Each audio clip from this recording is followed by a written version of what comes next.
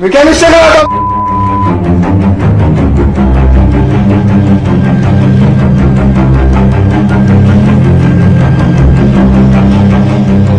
وينه زبون؟ وينه؟ تعال اقول لك. تعال مع مين اتفقت؟ واحد بيصلح بره. هيدا وهيدا. انا مين؟ هيدا وهيدا؟ هيدا وهيدا. كم واحد معك صراحة؟ ختيار اللي كان هان؟ ختيار قاعد جوا. البيت لوين؟ هيدا لوين ربي؟ والله ما بعرف. ولا بيتي في ايدك.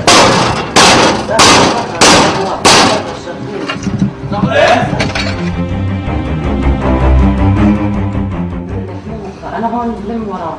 بتلم وراها. بدي المفاتيح علق.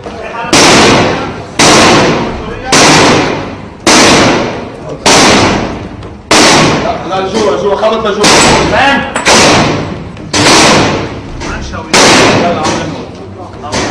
بيهرب من برا، بيهرب من برا. شاب عم تقبل ولا امريكا؟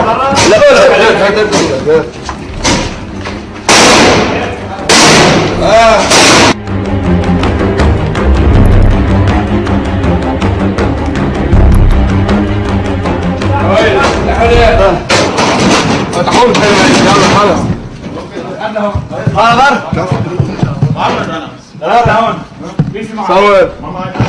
وجود رئيس الشبكة داخل الغرفة أوصل لضبط جميع أفراد الشبكة بالمكان.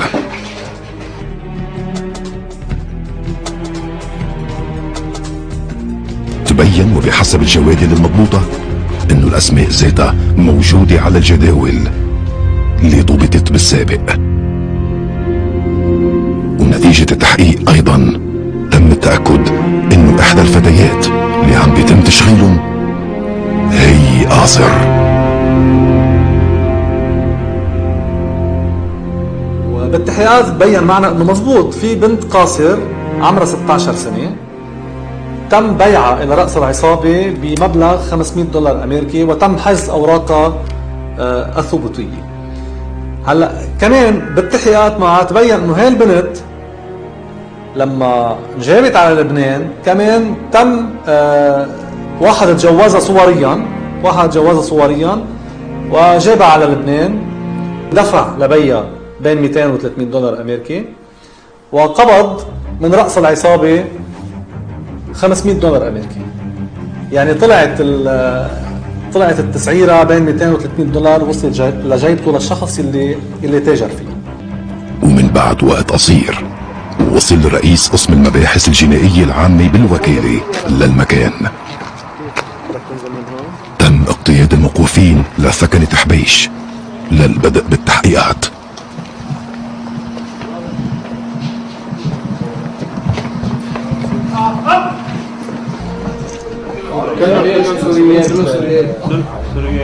كلهم سوريين. جيبكم وين؟ يا رحتوا مسجلوا بسرعة. بيسرع ورا بعض. ورا بعض.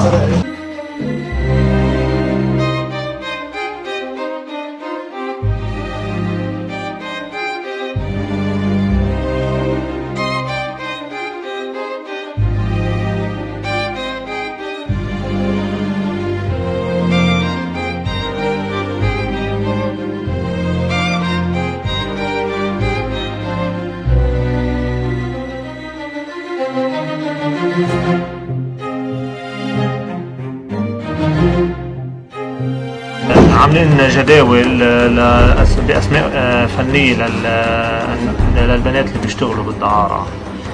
مثلا نتالي وإلى رمز N، هبة رمز B، مرمزينهم سوسن، ريم، سارة. هودي 9 بنات، كل وحدة قداش بتشتغل بحطوا لها 50، يعني 50,000 ماخدة. هن توفرتنا معلومات انه البنات اللي بيشتغلوا بهالمبنى ضم نقلهم على مبنى اللي دهمناه اليوم. من خلال الاسماء الفنية بتبين انه سيدرا هو ذات حي سيدرا. هون عندك شهد، وين هاي شهد؟ هيفا، هيدي هيفا. ريم، هيدي ريم، وهيدي ريم. هبة، هيدي هبة، وهيدا شهان، هيفا قلناها. وهذا جدول اليوم. هذا جدول اليوم. السبت 15/12/2012. السبت كل وحده بدها قديش بيشتغل؟ قديش هذا تاريخ 11/12 لما دهمنا بصربة. هذا تاريخ 15/12. قديش شغله كل وحده؟ قديش شغله؟ فهيدي البنت اللي عمرها 16 سنة ما عندها كان شيء ثاني تعمله ولا كان عندها مخرج او مهرب، اجبرت على التعاطي بالدعارة. عمرها 16 سنة، ما بتعرف حدا بلبنان، ف يعني صنفت كضحية اتجار بالبشر من دون اي شك.